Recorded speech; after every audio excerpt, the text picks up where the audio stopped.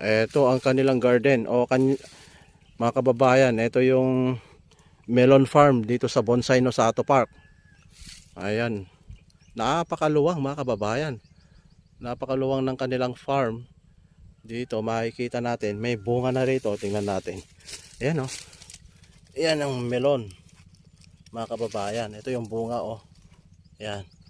Melon pala siya, hindi siya watermelon, kundi melon.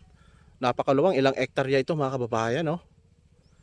Sigurado pag nag-harvest sila rito, malaki ang kikitain nila rito kasi kitang-kita naman dito sa kanilang pananim, well irrigated yung ano nila kasi merong ano dito, may patubig sila mga kababayan. Oh.